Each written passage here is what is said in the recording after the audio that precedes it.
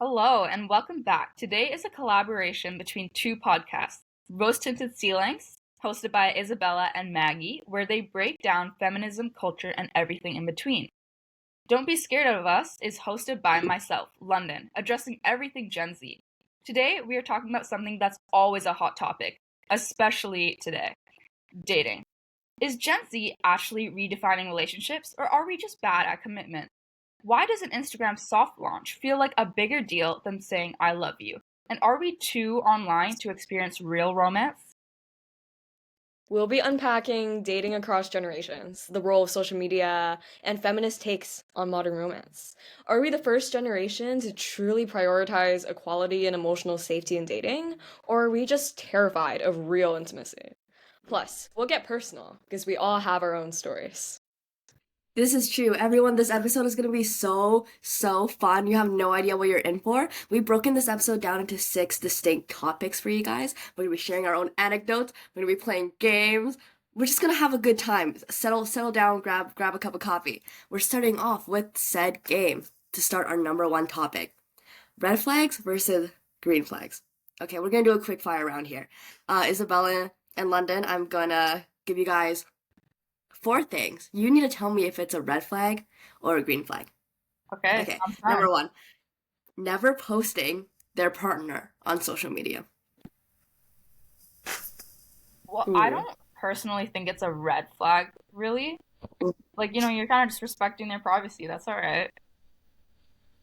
Yeah, I feel like I'm with you on that. I think it's kind of like a beige flag. Like Mm-hmm. it kind of depends on their personality. Mm-hmm. Oh, I have a different take from you guys. So I think it does depend, right? Because if this person is like never uses Instagram kind of person, never hasn't touched that app in 2 years, their profile picture is from 2015, right? If they're not posting you, I'd say sure, whatever, I'll get over it.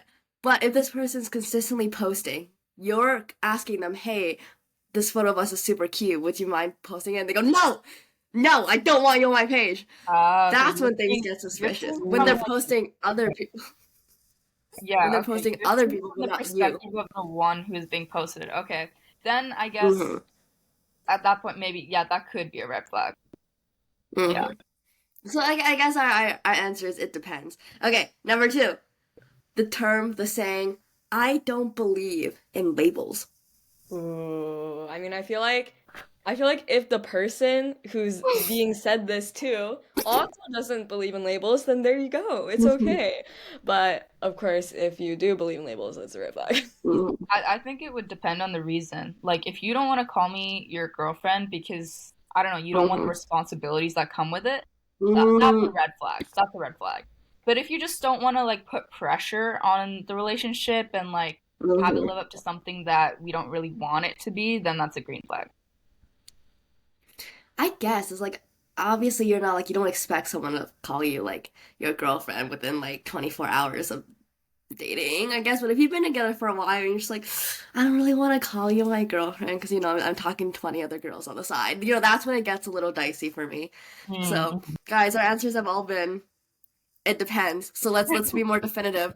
Next question. I want a red flag or a green flag from both of you. Number three, calling your ex crazy. Red flag, red flag, Red Red red flag. flag, flag, red red flag. flag. Red Yeah. flag.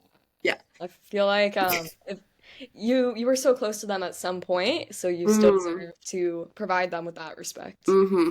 Also, Mm-hmm. it's just like if they're crazy, how are you in that relationship? You know? Mm-hmm. And Unless, she's like a actually crazy. Yeah, that's a totally different thing, of course. But yeah, if you're just kind of because here's the blaming thing. her, then Mhm. red flag. It's one-sided, right? This person's saying their ex is crazy. That's one. They can lie to you. They're probably lying to you. And you know what? At the end of the day, you guys are gonna break up. They're gonna tell the next person that you are crazy. So just watch out for that. So I'm glad we all came to a consensus, a very black and white or red consensus, if you could say. So on to our last red flag or green flag question. Refusing to text first. Go. Hmm. Hmm. What like in I think what that's context?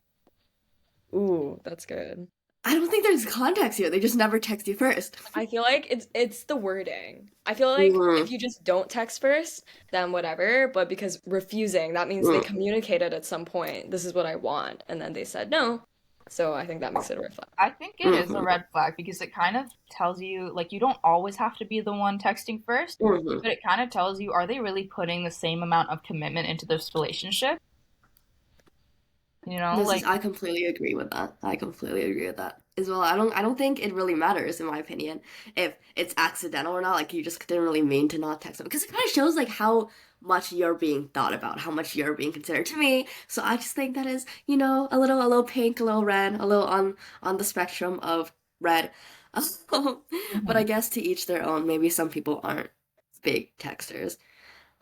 But that leads us to the end of our little quick fire game to start off that topic. So I just want to ask you guys now, what are your green flags? What are your red flags? Ooh, I just think communication is really Hmm. important. It's basic, but it's the foundation, right? Hmm. I think that's the biggest green flag, somebody who can communicate well. That's really good. Um, I was just thinking of things that are more stupid, right? Like a big red flag is just, if your friends don't like them, I think that's a red flag. Yeah, I just yeah, think that definitely. usually if all your friends hate someone, they're seeing something that you're not seeing. Um, what else? What else, guys? Uh, I think a green flag, honestly, is that they're not always with you. Like they're okay with you Hmm. spending time with your friends, you're okay with them spending time Hmm. with their friends. So it's also That one's so good. I think another green flag is it's really like how they treat you when you're in an argument, right? Because that's kind of when people's true colors kind of show. That's kind of when their green flags or red flags come out, is when you're mad at each other. So I think if they're still like Isabella said, being communicative and trying to work through it, then that's a green flag. If they're immediately cussing you out and picking at your worst insecurities over like not doing the dishes, I don't know, then that's a red flag. One more green flag. People who listen to Don't Be Scared of Us or Roast in a Ceilings Hmm. podcast, like, come Hmm. on. yes, Red yes. flag, men with podcasts. Sorry. Green flag, people who listen to podcasts. Definitely, definitely. um, but yeah, I'm really glad we discussed the idea of red flags and green flags because although I think we try to stay very um neutral gender wise through our game, through our activity we just did, dating expectations are going to be gendered in some sense, right? The idea of something that could be a red flag for a guy or it may not be a red flag for a girl. A lot of expectations in dating are going to be gendered inherently. So it's a question to pose if we are rejecting those old norms, right? Of this is a green flag for men, but a red flag for women, or are we just kind of repackaging them in this green flag, red flag aesthetic? Okay. Well, I hope you guys had fun in that little game, but we're gonna stick on to the topic of kind of modern dating, of kind of the modern scene, and we're going to talk about the sixth love language, some might call it, which is social media. Yay! So here's a little statistic that we found that a significant portion of Gen Z is actually moving away from dating apps and looking for a more organic, in-person connection. This is a little surprising to me, okay? Just because of how online most relationships kind of seem to be these days, I didn't think that would be a thing that people are trying to move away from phones, trying to move away from dating apps.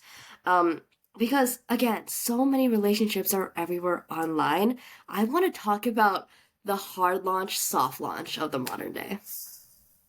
Oh my God, absolutely. It's just Ooh. like a new way of painting a relationship, a new way of kind of like adding that Mm-hmm. what's it called? Mm-hmm. That romanticizing relationships. Mm, Add a little bit of for mystery with a sure. soft launch, or just be like, yeah, this is who I'm Mm-hmm. dating with a hard launch. Mm-hmm. Okay, for our viewers who don't know, I should just put this context out there. Our hard launch is when you reveal the person you're dating suddenly out of nowhere on your social media. You're posting them for the first time. It's just their face is right there, their name is right there. It's like boom, in your face. A soft launch, on the other hand, is when you're like kind of subtly suggesting you're dating someone, but like you're starting small, right? So Monday, it's a photo of you eating dinner. but there's another plate in the background. Whose plate is that? You know, Wednesday, you're in a car, but there's another arm in the photo. Whose arm is, and it keeps building up until That's my suddenly favorite you when there's just like the hand or the arm. Yeah. yeah, until you see someone's face eventually, and then it's supposed to be like this build up, this big surprise. But I have to say, I feel like this only works if both people are famous. Because I feel like if you're seeing a celebrity who you really care about and they're like kind of soft launching, you're starting to see another person, their stories, their fans will catch on. Their fans will figure out who it is, and that makes it exciting. The build up is there, the suspension is there. If this is two people from your high school, I'm not looking at your story that closely to see the second fork. I will not have realized you were soft launching until the hard launch. So I just want to put that out there. That's what a soft launch is. Do you guys think it's successful most of the time? I just feel like with the extra layer of social media, there's just a lot of pressure Mm-hmm. to be in a relationship or Mm-hmm. to show off. And I don't know, I feel like it can be fun for people to post what they want, but at the same time, I think having that self-awareness Mm-hmm. of, am I doing this for Mm-hmm. me because I think it's fun, or am I doing this because I want other people to have this This is image of so me in true. their head? Well, the other Mm-hmm. part of it that I personally think is that it could be a good idea because there's so many people obviously posting their relationships online, and you can help to use that to identify, oh, is this a healthy relationship I'm in, or is this unhealthy, just by seeing other people. So Mm-hmm. especially in the comments, they'll be Mm-hmm. like, girl, that's a toxic trait. That's a red flag. And then that kind of helps educate yourself, oh, I'm in this relationship. Mm-hmm. I'm seeing this couple online and they're saying that's a toxic relationship. Maybe I Mm-hmm. should reassess my own relationship. That's a really good point. But at the same time, I think it's important to point out that, guys, social media is fake, right? You can see a couple and they're all lovey-dovey on social media, but you don't know what's happening behind No, closed doors. absolutely. You don't know anything about them. So I guess that's another layer to social media is like how much of it is real? Like, in my opinion, when you see someone like constantly posting about their significant other, half the time, at least people I've talked to, they don't even like them that much, right? So it's like this idea of who are you like Isabella said, like who is this for? Like who are you doing this for? One really funny moment I was talking to one of my friends who was talking about when they first got with their partner and one of their first conversations they had after like getting together after having the I like you too, should we date conversation was, are we having a soft lunch or a hard lunch? Because I think that is so funny how important social media is nowadays. So that's like your number one question. Not like, oh, like, should we introduce each other to our families? Like, should we tell our friends? Like, how are we launching this on social media? How will our followers find out? Well, that's the way that sometimes, it gets revealed to a lot of friends, right? I feel like if Mm-hmm. you're good friends, maybe they'll do it in person, but otherwise, to get to a Mm-hmm. widespread audience of maybe like your classmates or something, you Mm-hmm. got to go through social media at this point. That's true. I would feel so offended though if one of my closest friends started seeing someone, didn't tell me, had to find out through their Instagram story. I would actually like so like I don't think that's a great way to tell your friends Well, necessarily. no, I would that's, hate that, yeah. but each No, their like own. the close friends definitely tell them in person, but Mm-hmm. for everyone else, like maybe acquaintances or whatever, just Mm-hmm. seeing you guys together in the hallway, it might not be like, oh, they're together. Because just the way that Mm-hmm. like people and friendships are now, they're pretty close. You can't always tell, oh, they're in a relationship or they're just really close friends. So definitely tell your close friends in person, but for everyone else, then Mm-hmm. yeah, that's social media is the way to do Mm-hmm. it. Good point. Another thing I want to mention about how social media is changing, well, how people view other people's relationships. Have you ever had like a moment where you're sitting in bed and then your friend's group chat, it starts blowing up. You're like, what's happening? You open, it's like, oh my God, this girl removed her boyfriend's username out of her bio. The highlight is gone. He's not in her profile picture anymore. All the posts are down. They definitely broke up, right? Because social media Yeah. has made it so your other people's relationship is so accessible to you in a way that I feel like it shouldn't. It's like I don't think my friend who does not know you should know the moment you and your boyfriend break up. Um, I guess it's funny though sometimes. Yeah, no, you're completely right. It just becomes such a fun gossip thing. You just kind of become a hacker almost, finding out everything just Mm-hmm. social media. Yeah. Cause like, well, you're like putting your relationship out there, and though that can be cute sometimes, you're also putting your relationship out there. Like you're giving other people this chance to kind of have their own opinion, which can sometimes be really like negative and toxic because, why should other people's opinions be there? Yeah, you're subject to so much criticism. Mm-hmm. So I think like having that boundary between Mm-hmm. this is what I think and this is what we are versus Mm. this is what everybody else online thinks is Mm-hmm. it's definitely important. But yeah, as we come up on Valentine's Day, I'm sure you guys are gonna see a lot of couples on social media, and I just want you to think about this podcast episode and laugh and be like, roasting at ceilings, and don't be scared of us, brought this up. Yep. But I guess moving away from social media, but more to like we're still on the technology side of things, right? We mentioned this a little bit introducing this topic, but do we think that dating apps are dying? Do we think that we have moved past swipe culture? Because we brought up that statistic at the beginning, right? A lot of people in Gen Z are saying 79% of Gen Z are saying, I just burnt out. I don't want to be on Hinge anymore. I don't want to be on Bumble. I don't want to be on Tinder anymore, right? But do you think we're actually moving past this giant phenomenon that came up within the last 20 years? Well, if we are, I think what might play into that is because we know that everything on social media isn't true. So we kind of know that on dating apps, that might not be who you really think it is. Or there's the stereotypes, like if the guy has a picture of him holding a fish, like don't date him. You know? Um, Yeah, if there's 6'3" in his bio, he's not 6'3". exactly. Like I think when you bring it back to being in person, it's just a lot more authentic. And as Gen Z, Mm-hmm. like so used to being on social media, we realize that. We realize that what's on dating apps definitely isn't true. You're not gonna get what you're seeing, and that's why in person is just like a better Mm-hmm. option. This is this might be cheesy of me. Sorry, I've been sick the past few days. I've been binging a lot of rom-coms. But I think one of the biggest parts of relationships is people like see someone's flaws and still like them and still like want to spend time with them and have that connection with them. Dating apps kind of takes that opportunity away from you, right? Because no one's going on and just posting their flaws on a dating app. You're highlighting your best parts. You're Yeah. highlighting, the biggest fish you fished in like the past few years. No one's just gonna go on and be like, here are my red flags. So you don't really get that chance of actually getting to know someone and their full self, at least in my opinion. Yeah, Yeah, I no, think hearing that's that statistic 79%, Mm-hmm. that's shocking because I Mm-hmm. feel like we all thought we're moving more online. Mm-hmm. And like not even just like dating app wise, because we've never been on dating apps. We are not 18. Putting that out there for our audience, by the way. But a lot of relationships have been starting on social media. Like we can how many times have we heard, oh, I met him on Quick Ad. Oh yeah, we started snapping. I've been snapping this guy. So like this whole concept of how even we're moving away from dating apps, I think that this online dating culture is gonna stick around for a little bit longer just because of how easy it is now. But that kind of also leads to like the last point I kind of want to bring up in this topic is how people are dating, right? The rise of situationships, I feel like can be attributed to technology. Because first of all, I don't think anyone said the word situationship before TikTok. Second of all, I think if you meet someone online, and just start like talking to them casually, it's a lot more like, yeah, we're not really dating, but like, we're talking, it's my situationship, but yeah, no, the before that, stage it's of like, are yeah. you intentionally dating this person though? Like, are you dating this person? Yeah, no, there's definitely a lot of stages added into dating, like, oh, we're Mm-hmm. talking, or we're seeing each other, everything Mm-hmm. but actually dating. Um, Mm-hmm.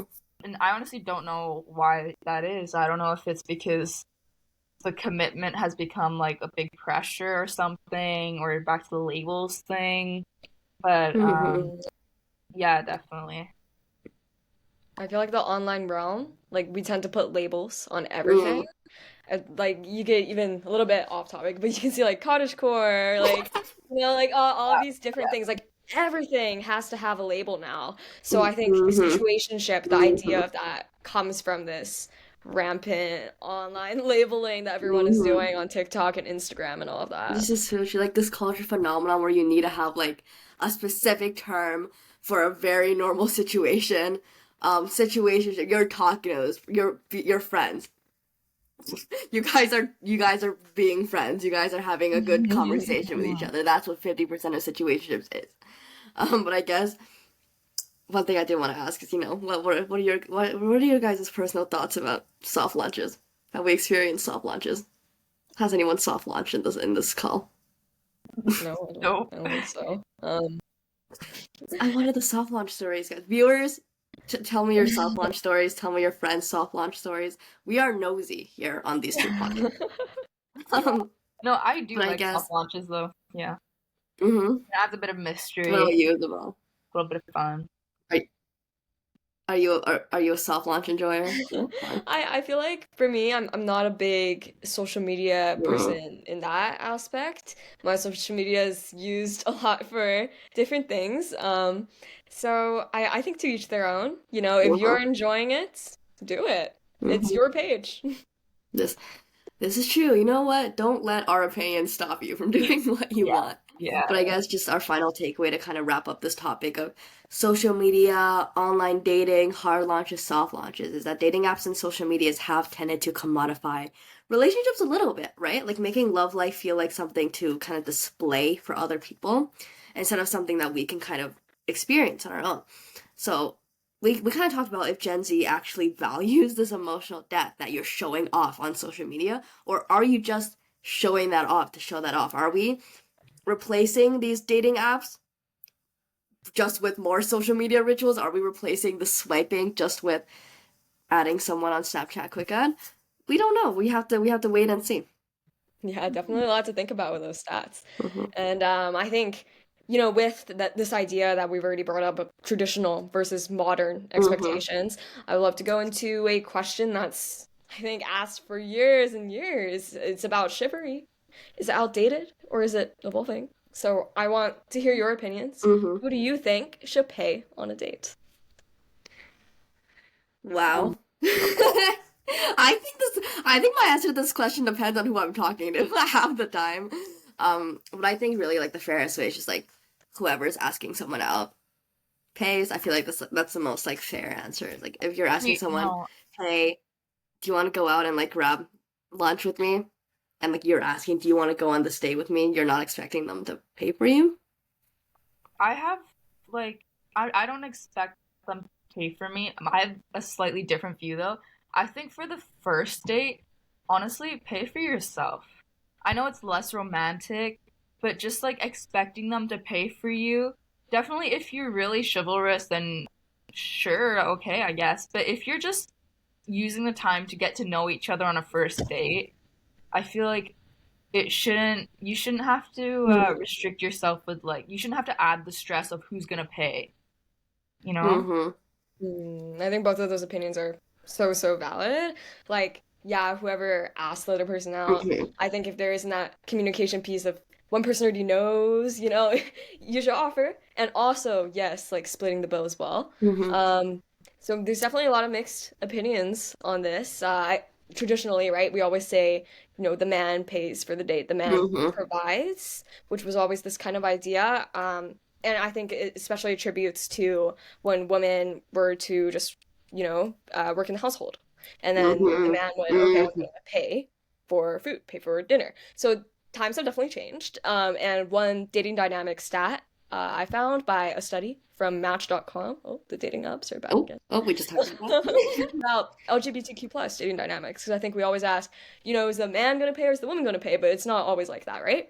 And I found that 62% of LGBTQ plus singles believe that whoever initiates the date should pay, just like you said, and 44% prefer to split the bill, like Lyndon said. Oh, So look at that's that, fun. yeah. And Match's article talked about how the approach emphasizes open communication, and a lot of Okay. people are saying like, how can we communicate as a couple, as these two people who should Mm-hmm. pay, rather than just leaning on whatever idea we've had before. Mm-hmm. This is really good. I thought that's so funny that our two opinions were like the two most common opinions in Yeah, this article. That was not planned. Guys, we're just that in tune with each other. This is co-host exactly. Exactly. energy we got going on here. Yep. Right? I just also think it's really important to mention how a lot of this is going to stem from misogyny. Sorry to be a feminist podcast host for a second, guys. But everything in our culture is going to stem from the patriarchy, every single part of it. Like Isabella said, right? This all comes from when women weren't allowed to work, when they were in the household where it was expected that they don't have the money to do that stuff. But guess what, guys? Women have financial freedom now. Thank God. So all these cultures, no matter if you're a girl and you're like, "Oh, I kind of like someone else paying the bill for me," you have to acknowledge to some degree that this tradition is only around because of the patriarchy. Just throwing the point out there. Everything we do in our day-to-day lives relates back to it. And this is just like one of the biggest examples of that, right? Like you can't escape the patriarchy in your life, although you might want to. So yeah, I just think that's important to keep in mind when we're having these discussions. All of it leads back to feminism. For sure. Like there isn't an issue per se of Mm-hmm. somebody else paying the bill for Mm-hmm. you. You know, you're showing, hey, I Mm-hmm. care about you. I'm Yeah. gonna pay the bill today. But I think definitely being aware of where some of these traditions come from is really important. And what you said about financial freedom is actually one of the topics that our articles also hit about toxic masculinity and Mm. especially hypermasculine media for Gen Z and how that's promoting this idea of payment as a leverage. So I'm Mm-hmm. wondering for you two, have you seen or interacted with this kind of media before? I can't really think of like a specific example in media, but I know exactly what you're talking about, right? Where even like within like just like within guys like friends, like you hear them talk and they're like, oh, like be a man, pay the bill, like blah blah. And it's just like, where does that thought come from? Pause and reflect on that for a second. That just some degree, hypermasculinity is gonna be it's toxic. It's called toxic masculinity for a reason. If you're getting upset that your girlfriend wants to do something nice and paying the bill, then there's something going on. You gotta think about that a little bit. Yeah, I mean, there's definitely a line between tradition and where those traditions came from. Like, yeah, you want to Hmm. stay true to the tradition that, oh, the guy pays, but also there's that thing where we're kind of breaking away from traditions now because of where they came from. So you kind of just gotta weigh it at this point.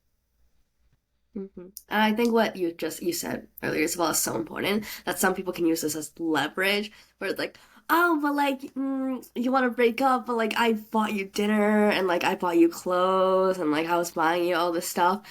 For anyone listening, you do not have to stay with someone like that. You do not owe anyone anything just because they bought you dinner a few times.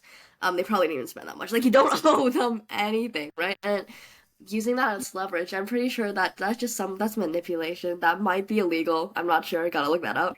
But don't let someone do that to you.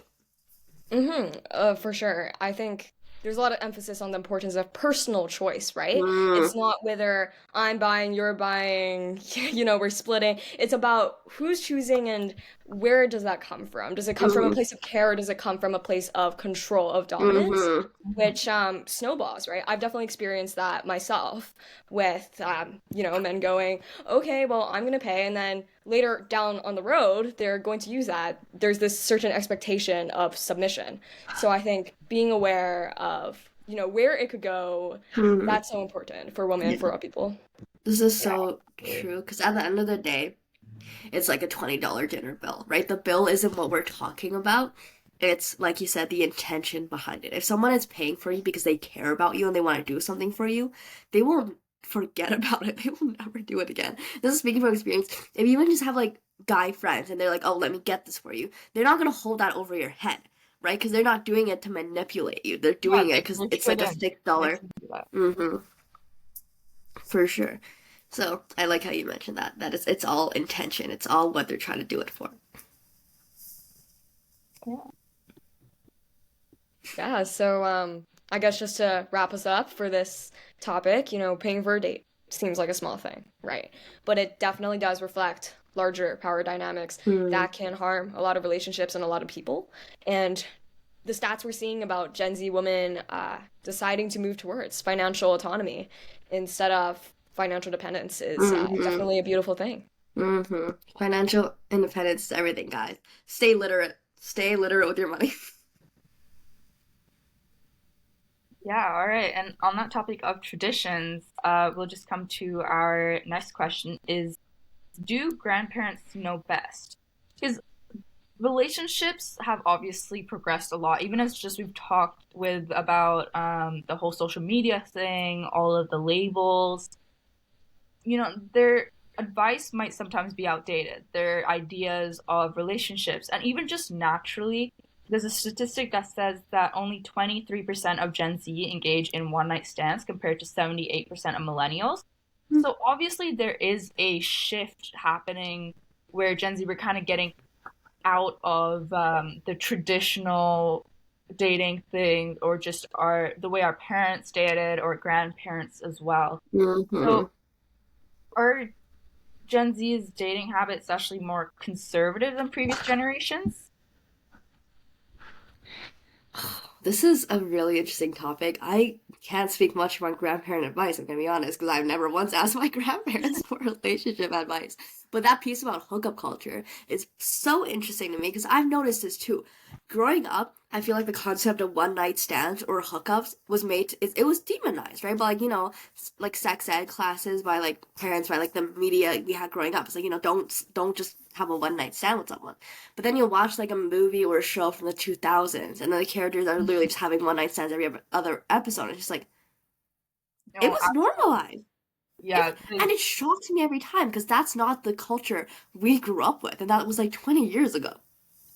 yeah, no, the media piece definitely plays a part in it. Because if you watch any movie from early 2000s, maybe even the 90s, there's a lot of differences in relationships and just like, Mm, sexual habits and whatever.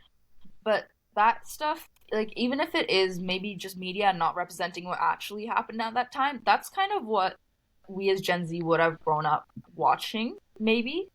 And mm-hmm, that definitely does influence how we view relationships. And obviously, there's probably a lot more media out there with healthy relationships shown.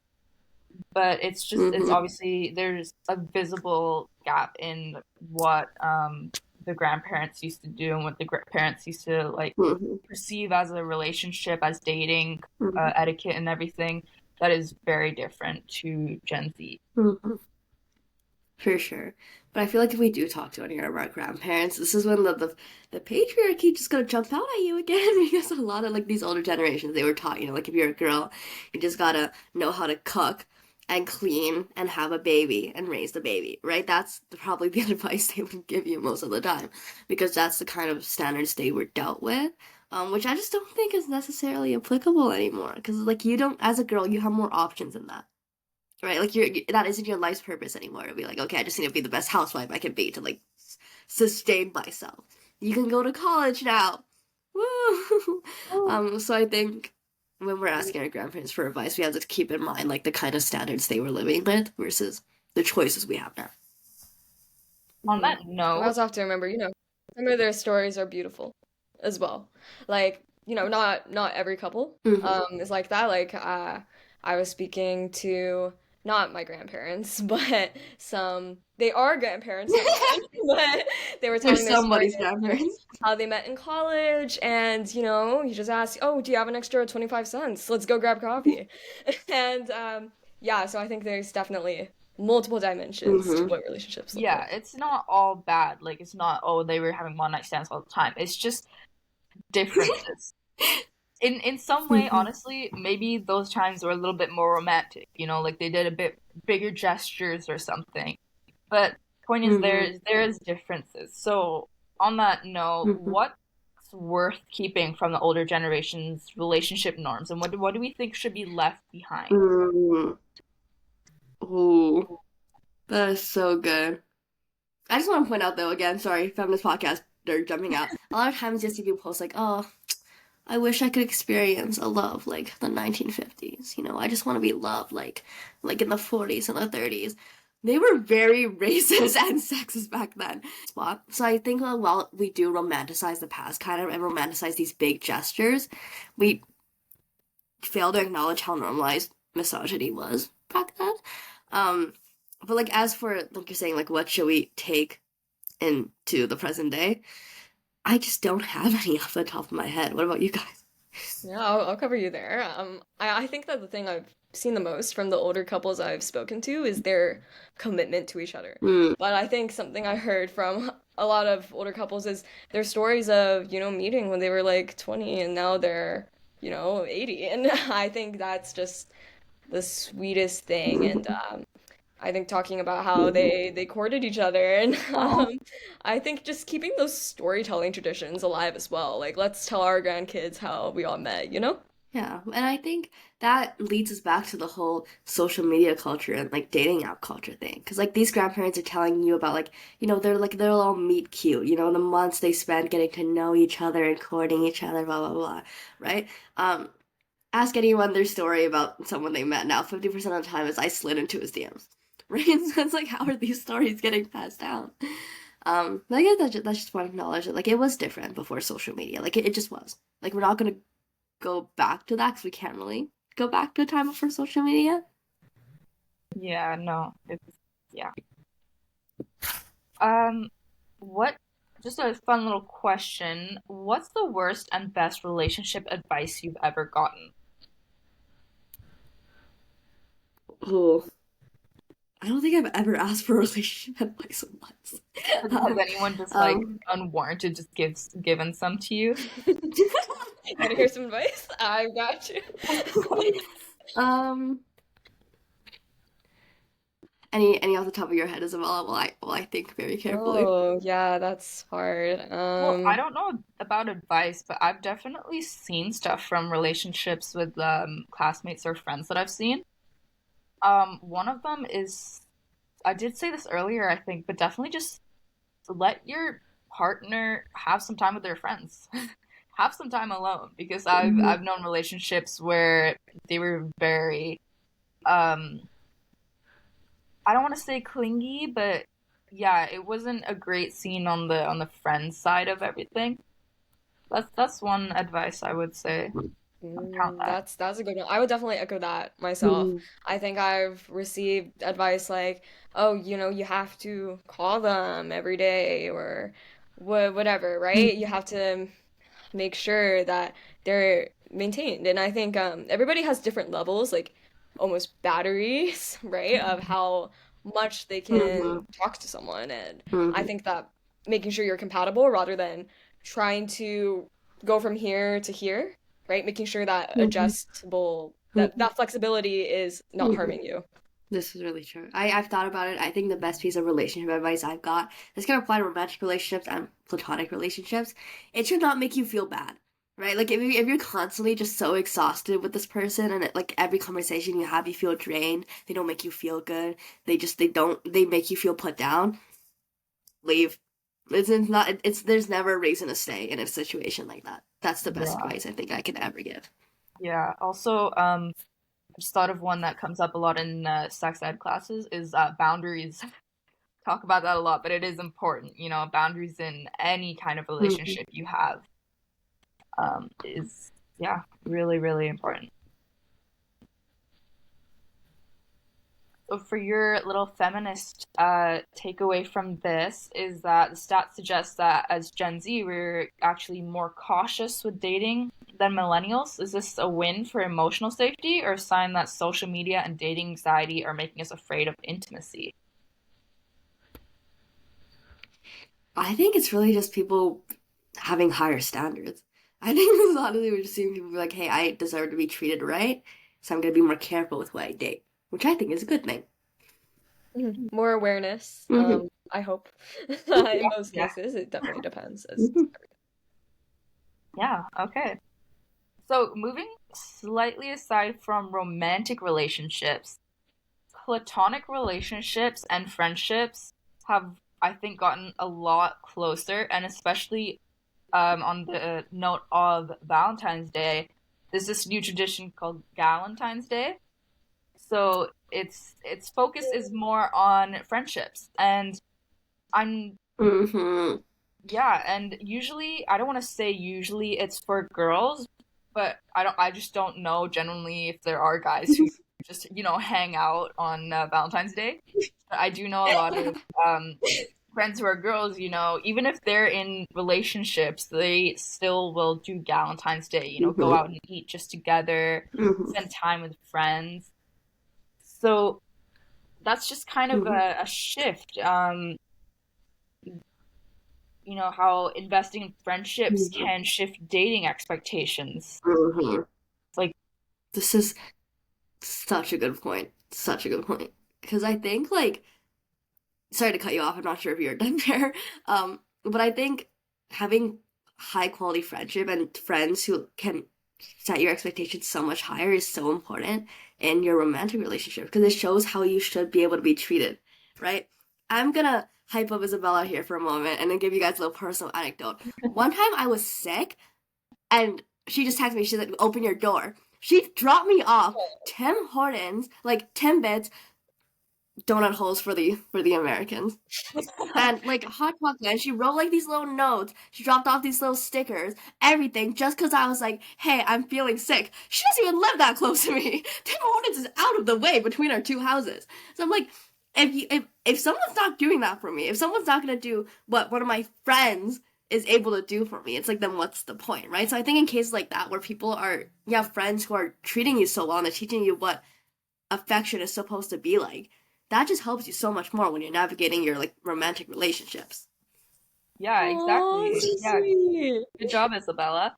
Yeah. Thank you. Thank you. But yeah, I know that me and a few of my friends as well who aren't in relationships, we kind of I make it a point to always, make just like little paper roses or just little paper hearts, something for Valentine's Day. Mhm. It can get lonely, but having the Galentine's Day side of it, it just adds that little thing. You just still Mhm. feel special on that day instead of feeling Mhm. sad, oh, I'm not in a relationship. Well, no, you are. You're in Mhm. a relationship with me as your friend. Like, that That counts. is perfect because like again like romantic relationships are not the only relationships in your life. Like as you said, your friendships are so important and recognizing that on Valentine's Day, that's why Galentine's is a thing, right? It's devaluing this romantic relationship is the center of my life. No, it's the friends who are there for you when you are sad and it's your friends who can actually let you have a good time, right? So I love the concept of Galentine's Day. I don't know what the guy version would be. Guy Guy and Valentine's Day. I think everyone should do it, and I think everyone should appreciate their friends a little bit more. This is the whole idea of decentering men from your life. Value your friends more. That's all I have to say. Exactly. Because Yeah, Valentine's for sure. Day, it's not just about, romantic relationships. It's about love. And love Mm, is more, Gen Z is kind of seeing it as more of a holistic view, including platonic and self-love as well as romantic. That might have been promoted by social mm-hmm, media or just, mm-hmm. fostering those authentic relationships. What do you guys think? Why are we kind of moving towards that more holistic view? I think Ooh. it's just I gotta tie it back to feminism, guys. I'm sorry. I think it's just the whole idea of again being like, hey, as women now, our life isn't revolved around how can I find some guy to marry so I can have a house and a life and be supported. We have other options now for careers. We can support ourselves. We can be financially literate. So like we're less dependent on these romantic relationships to survive. So we're able to open ourselves up more, to friendships because you're fine without a romantic relationship now as a woman. Well, in some places it's still not, right? But we're saying in Western feminism, it's okay for you to not be dating some guy. It's okay for you to spend time with your friends. And I feel like that's one of the big reasons in just this generation we're seeing so much more of a value on friendship. I feel like very generalized, but information is more accessible and Mm. people are a little bit more outspoken. I feel like we've seen a lot, especially this time of year, people crashing out and saying, posting, oh, where's my Valentine's? Where's my Valentine's? But now I feel like it's more socially acceptable for someone to go, hey, Valentine's, like having a Valentine's doesn't Mhm. have to mean having a romantic partner. Go show the people Mhm. you love in your life that you care Mhm. about them, and Yeah. that's Mhm. definitely a beautiful Yeah. thing. Last Valentine's, I had dinner with my mom and we got milkshakes and it was great. So have dinner with your moms, guys. That is such a fun thing to do on Valentine's. Yeah, there you go. So, recognizing different forms of love helps break that cycle of seeing relationships Mhm. as transactional or just as romantic relationships, you know? Yeah. Do you guys have any Mhm. plans for Valentine's or Galentine's? Well, they're not set in stone yet, but we're doing something. Something is happening. No, A that's little bit that's of Galentine's, a little bit of Oh, love, Valentine's. love Gotta have. Valentine's love. that's good. That's good. Mhm. All right, so going into our very last point, wrapping it up, let's talk a little bit about breakup culture. We talked a lot about what being in a relationship looks like, what to be aware of in these power Mm, dynamics, and also what platonic relationships and relationship with yourself looks like. mm. So when a relationship ends, when we're cutting ties, what could that look like? What looks like a healthy boundary? Do we think ghosting, blocking, no contact, or just being friends, avoidance, what is healthy? Or what do you prefer? Speaking from absolutely no experience, I think it is. I think like the most healthy relationships I've seen is when two people break up and they're on like okay terms, but they're not like they didn't block each other, but they're also not like actively talking. Like if you walk past in the hallway, you like nod, but you're not gonna like, hey, how are you doing? Blah, blah. Like those often, it's just more like you're like strangers again, which I guess that sounds kind of sad sometimes. I feel like those are the healthiest breakups I've seen. It's just when they kind of like go back to how it was before. But I guess that Yeah, can be hard if like you were friends before. yeah, no, I I do don't know. agree. Also, speaking from no experience, I do think it is the best thing. Um, not to don't feel pressured to be friends again. You can build up to that point, definitely. But honestly, Mm, just taking some space away from each other, you don't have to mm, completely cut each other off. If that's what you need, maybe the relationship was really toxic, then yeah, definitely feel free to cut them off. But if you ended on okay terms, it's totally fine to just, you don't have to feel obliged to talk to them or make friends with them again. But you can totally just like you don't have to ghost them or anything. You can have an mhm, acquaintance like a relationship instead of mhm, friendship if that's too far or too close to what you had before, you mhm, know?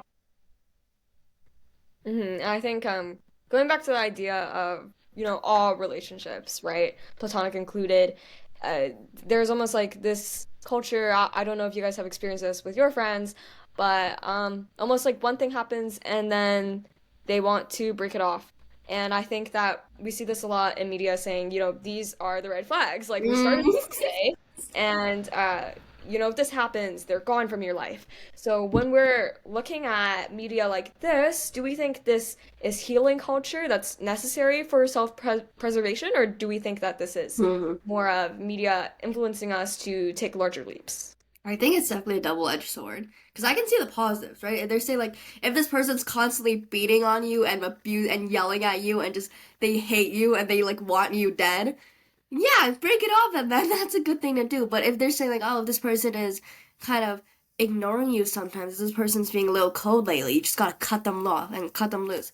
And I can see the perspective. I mean, like, oh, protect your peace, put yourself first. But I think if you really value this person as a partner or as a friend, if you value your relationship with them, then it's worth trying to make it work. It's worth trying to talk to them. Be like, hey, this is upsetting me. Can we talk about it? Because oftentimes they don't even know what they're doing wrong most of the time. They'll probably be like, "Oh my God, I'm sorry. I didn't know that was happening." Exactly. There's the communication piece that you talked about, Mhm. Maggie, but there's also the piece that, relationships take work. And sometimes with social media, you don't always see that side of it. So maybe Mhm. that doesn't occur to you or whatever. But Gen Z, like Mhm. we're not lazy. We can make things work. It's just you have to put in that effort. If you really want a Mhm. relationship to last and to work, you're gonna have to put in the effort, talk it Mhm. out. Maybe you need a break from each other. That doesn't mean you have to break up and Mhm. cut each other off. But if they're being a Mhm. little cold, communication or just, you have to work for it. Mhm. It's really just how much you value your relationship with that person. If they're just like kind of a casual acquaintance, and they're kind of doing you dirty, like sure, whatever, cut them off. Who cares? But if it's someone you're like, yeah, like this is like my best friend, like why would you cut them off if you really value them? Why not work through it at that point? For sure, for sure. I think taking everything away, right? Feminism has helped us normalize setting boundaries, Mm. especially in all relationships, and prioritizing yourself, your emotional well-being, your self-care, ensuring you are treating other people with respect. Mhm. So let's go into some of our final thoughts. First of all, we've talked about how dating has never been Mhm. just about love. Let's remember that it's shaped by gender roles, power, Mhm. and social expectations. And we also talked a lot about how Gen Z is navigating a love that we haven't seen before. We've never seen love in kind of this social media dominated society. And that's changing things. That's changing this digital intimacy. That's changing how we view feminism, and that's changing norms. Yeah, and does that necessarily mean that we're moving towards more equal, intentional relationships, or we just lost in the chaos of dating culture and what that's changed to with all the social media, the labels, the roles of the gender roles in that? Yeah, long episode today, so we really hope that you get out there, enjoy your Galentines, enjoy your Valentines, and let us know what you think. Are we getting love right, or do we still have a long way to go? Let us know.